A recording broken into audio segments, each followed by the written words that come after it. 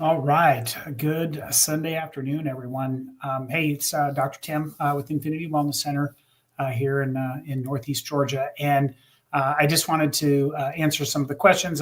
This week was a little bit of a crazy week here in Georgia because we had ice and snow and stuff for the second time this year, which doesn't happen often.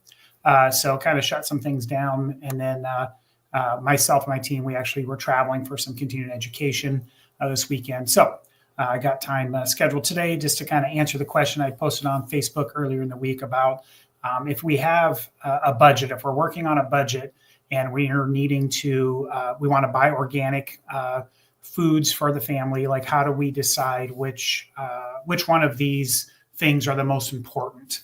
And I'll just say, well, what is the importance first and foremost? Being around the nutrition world and doing the things that I have done for years, it's become very apparent that there's a difference in nutrition quality when we know how things are grown. By far the best thing, if we could all afford it, would be to just eat organic, regenerative, farmed food. So all of our produce, all of our meats, vegetables, all that kind of stuff would come from farms that are using regenerative techniques, which means it's kind of the way that it used to be done, where we are doing crop rotations and we're intentionally putting nutrients back into the soil so that the crops that are growing will have the same nutrient density that they once did.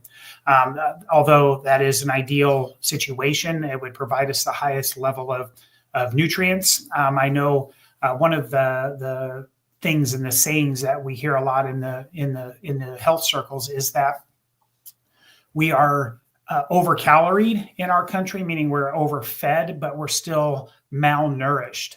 And a lot of times that comes from the quality of foods that we're choosing to eat, which some of it is just choice. I mean, we're eating, Takis or Cheetos or something that we know isn't providing high quality nutrition sources.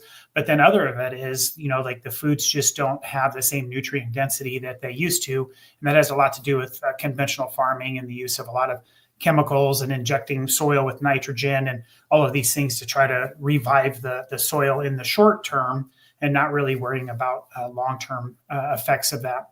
So why is it important to buy organic? Organic really has more to do with toxins than it does a lot necessarily with whether or not it's grown in a regenerative farm or not.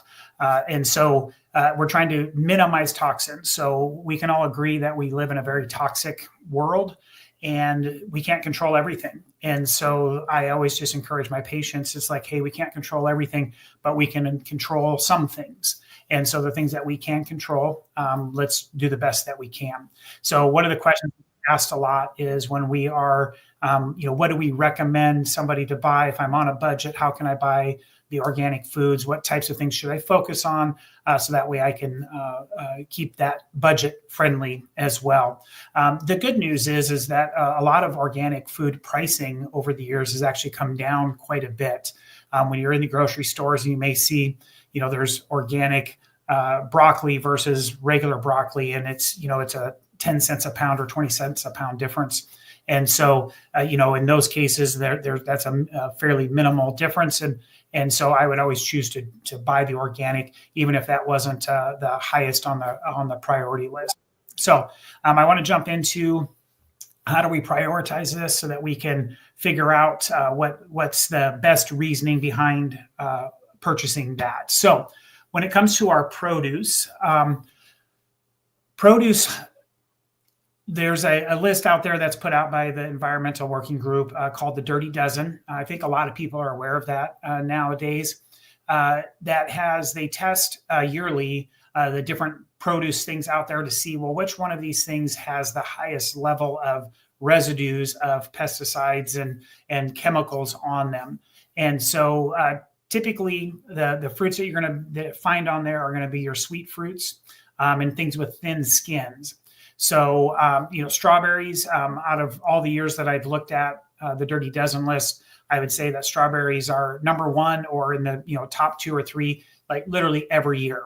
and apples have been high in there, and nectarines, and these things that, again, thinking of that. But then there's also some surprises. So kale and spinach are sprayed pretty heavily, and so we have to look at that list and just understand that if I was going to buy those foods, I really want to do the best I can budget-wise to budget organic in those areas.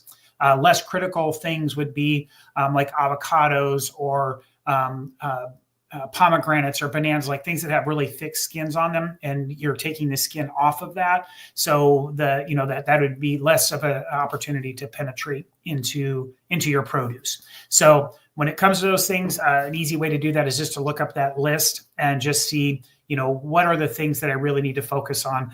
For example, like I would tell people, like, we shouldn't buy non-organic strawberries, because although we think we're doing a good thing by getting a strawberry, which is it's a good fruit, it's low glycemic, it's got good nutrient properties to it, but if it's the heaviest laden chemical sprayed on it, then now we're becoming toxic, and here we thought we were doing something that was really good and healthy.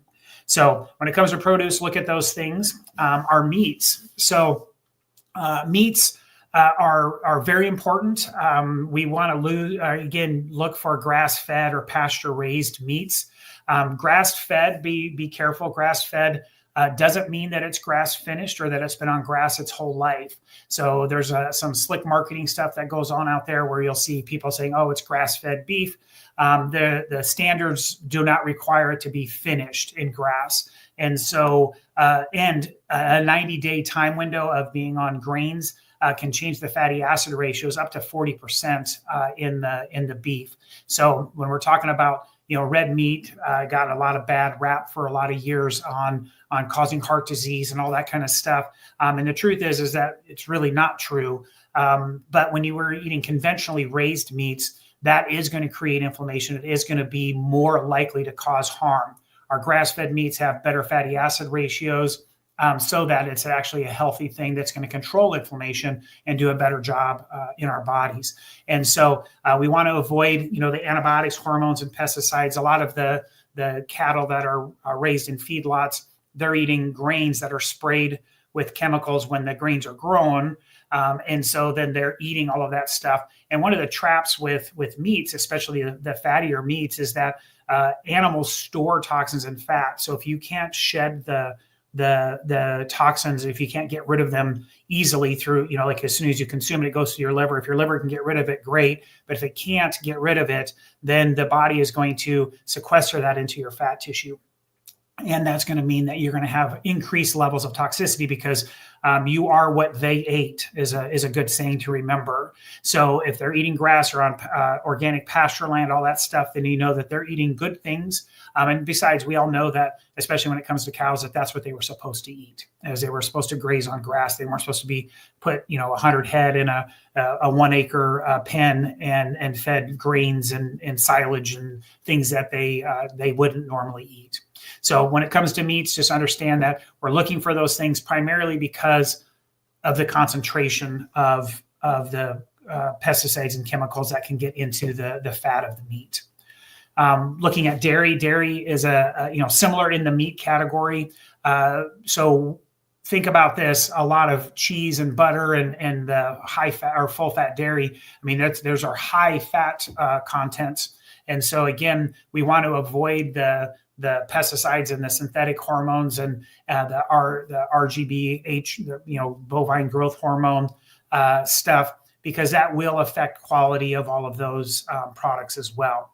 And so grains are now, we want to choose, organic whole sprouted grains would be the best. A lot of grains are sprayed with glyphosate, and these residues are found on them. So we want to make sure that we're steering clear of grains. And generally speaking, we know diet-wise that we need to limit grains, especially processed grains, because those are very inflammatory to the body. And so we want to make sure that if we're going to consume them, that we're, again, trying to get them as close to nature as possible.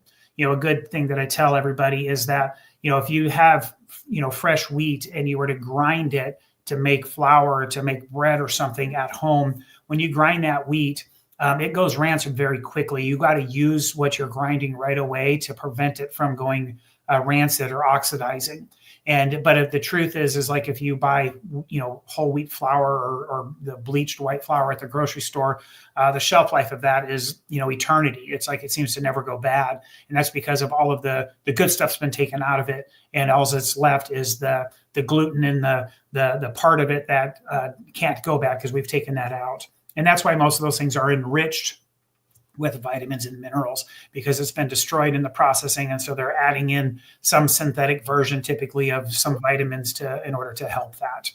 So packaged foods, again, along the same lines as the grains and breads and stuff like that. If you think about not only are processed foods going to be less healthy for us, but there's a lot of things, like one of the snack foods that pains me to see out there are the like goldfish crackers or those little cheddar cracker things. And those things are really high, and they've been tested to be really high in glyphosate residues.